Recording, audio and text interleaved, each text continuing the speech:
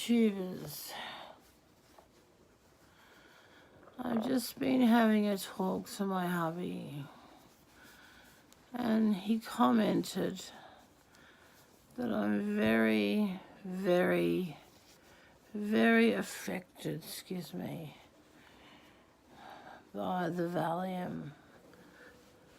And I'll be honest with you, I sure am.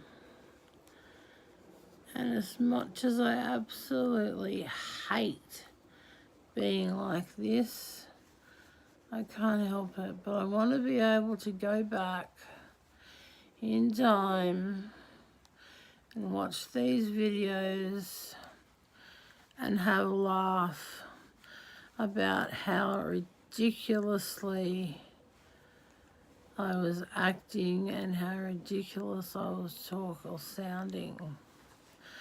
I can promise you this, that none of this is an act. I can barely think for myself. My poor husband's just come off night shift to 4 nights. And I feel so sorry for him because I couldn't even make him a cup of coffee. I couldn't make myself anything either.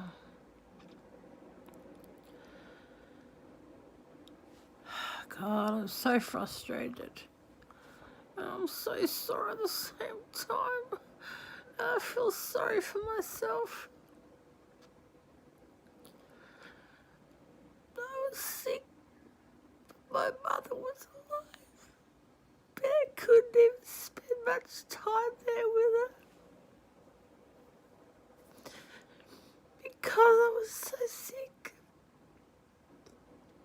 Where this is coming from, I don't know. I didn't even have her in my head a second ago. And all of a sudden, all I thought about was how sick I was and how it stopped me from seeing my mother before she died.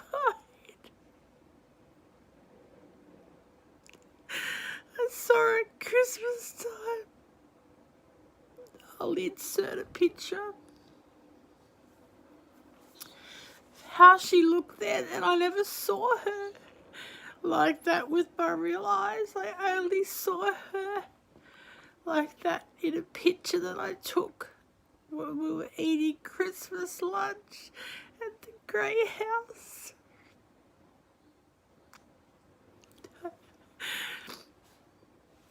I hate this Valium. I can't stand it. It's the worst thing I've ever had. If I get up out of bed too quickly, I feel so disorientated and dizzy. I just don't know anymore. Don't get me wrong, I've had no unsafe thoughts, none whatsoever. And when I say things like I just don't know, it doesn't mean that I've got no other option of getting better and I'm at the end of my wit's end, because nothing will ever get me that far. I'm knocking on wood right now.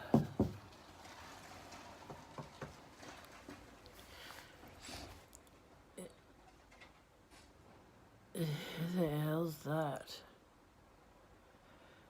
I can't get out of bed to see. I don't really want my husband to see me crying, but if I do hear him come through the front door, I'll have to end this video and I'll comment again soon, but I just don't want him to see me like this. I want my kids and my husband to see me strong. I got up and I put a dark learner washing on today, and Well, my daughter did. She put it in the machine. She said, Mum, can you check it for me? When you do, just start it for me, then I'll hang the washing out when I get home. So I've done that this morning. I've put the load on. Just had to push the buttons, basically. She did everything else for me. She put the clothes moisturiser in, and she put the liquid soap in the container. Then obviously I just had to assess the level of the washing. It's terrible. I forgot the zit there. Sorry, I swore. And what was I saying? This happens all the time. So I checked it and I turned the washing on. So she'll hang out the washing. Now I went downstairs to take Babby to the toilet. That was how I managed. I did the clothes then while I was down there. If I hadn't gone down, I wouldn't have done it. So, but I did it because I was down there anyway, taking Babby to the toilet.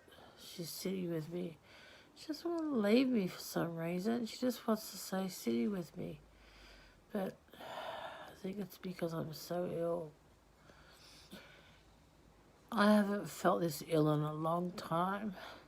A very long time. And I think it's finally coming to a head. October is my surgery. That's what I had to do. I had to bring Kathy today at the bariatric. She's part of the bariatric team.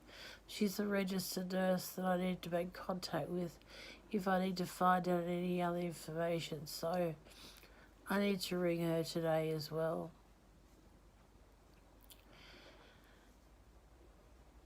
I just really wanted to document how I was feeling today, because in 5 years or even 10 years or even in 1 year, I want to look back and I want to be able to say, Jesus, I was sick, without blaspheming our Lord and Jesus Christ. Because I do feel pretty crook. I feel I feel worse than crook as a dog. I feel so emotionally vulnerable. I feel physically vulnerable because I can't do anything for myself. Yes, I got up and took Babby to the toilet. What did I do? Pull the machine cover, turn it on. That's right, wash my hands. When I leant over the basin, and it's normal like a laundry basin, which probably comes up just past my hips, maybe to my belly button it comes up to. So I had to lean over a little bit to turn the taps on, pick the soap up, and oh boy, that's when I felt the pain. Not just in my left lumbar area, but in my right area now. I don't know what I've done, and I don't know why I don't know why the doctors are so weary of my thoracic area. They're saying, just be careful of your thoracic area. It's a really dangerous area for you. But to be honest with you, it's my lumbar and my sacral area that really give me the grief. That's the one that causes me most of the pain. So I pray to God, and I seriously do, I pray to God that I can get better very soon. At the moment, look at me. My hair's greasy. I have had a shower because I had to go out somewhere. Tuesday, I had to go to the hospital to the vascular surgeon to see my toe. And oh my God, he's so pressed. There's no infection, there's no nothing. So they debrided back just some of the dead stuff, the callus, because if the callus is around it, it won't heal properly. So that's brilliant. So next time I go see him, which is in a couple of weeks, I've got to get a letter so that I can show the bariatric surgeon that there's no infection, and that it's at its best. Do you like my chain, by the way? my fob chain and my insulin dependent chain. That was my mum's. My mum had this on when she passed away. The doctors told me she passed away peacefully. I was so glad because my father didn't. I really wanted to be laying next to my mum when she passed away. But I couldn't. I was too sick to get there. I didn't even... We've had that phone call from doctors numerous times, and every time we've put everything down, we rushed off to see because we thought she was going to pass away, but it never happened. As I said, I'll insert some photos of my mother at Christmas time. And like I said, it wasn't until I actually saw that photo did I realise how frail she actually was. So I will enclose a picture towards the very end. If you're religious, or if you've got it in you. I'm not dying by no means. Oh, sugar. I just dropped my phone, I'm sorry. I'm not dying by no means, and there's so many more sick people out there. But if you are Christian in any way, shape or form, I ask that you send prayers my way. I'm sick of suffering with pain. I am going to find some way of paying your prayers forward to someone else who is in need of prayers. You know, and I've had to undergo the public sector for treatment, and believe me, it's a slow process.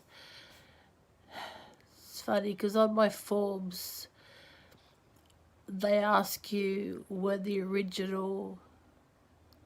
I last go to work, and I can always remember that date. It was August the 9th, 2015.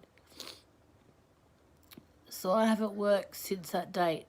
I had that bad a cough that my supervisor said, I'm sorry, we can't allow you to get on the phone, you need to go home.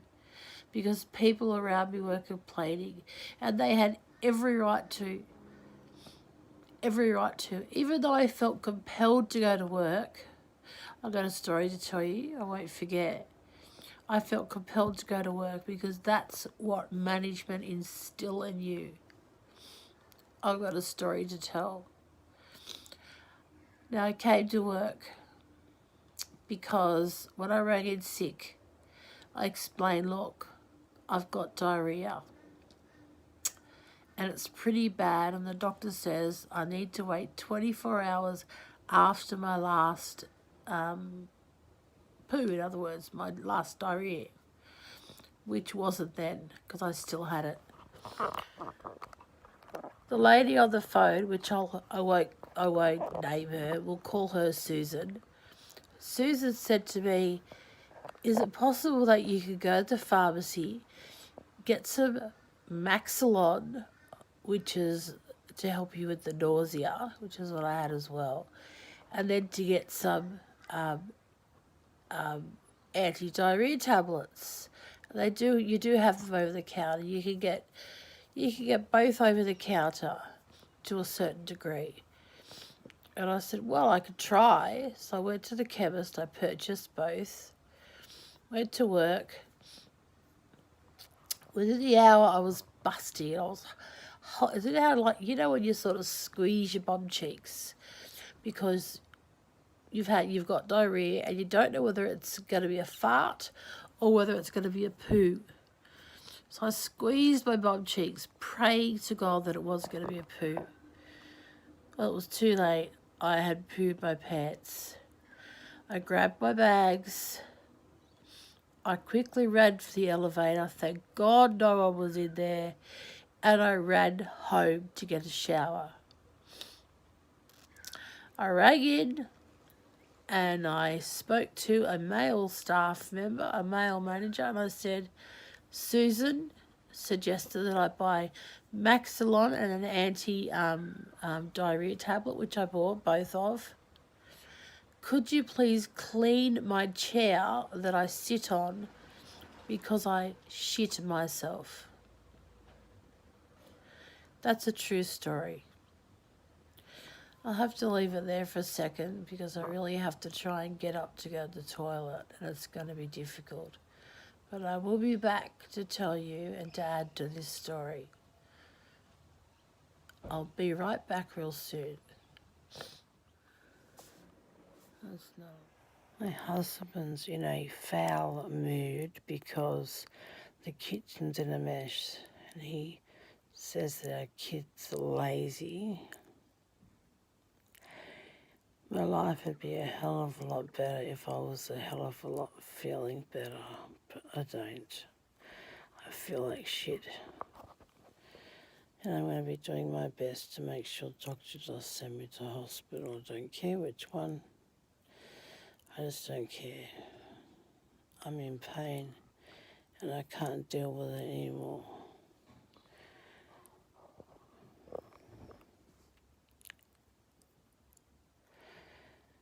This is raw footage. This is unedited. This is what I want you to see. I want to be able to look back in the near future and say to myself, oh my Lord, I was that bad. I was that bad. I don't know when the next time is I'll be with you, but I'll try. Try my hardest to get and see you all again very soon. See what happens. Cheerio, toodaloo. At the moment, I'm waiting for my GP to ring me back, and I'm going to be quite adamant about going to hospital. My pain is a hell of a lot worse, and I can't handle it anymore.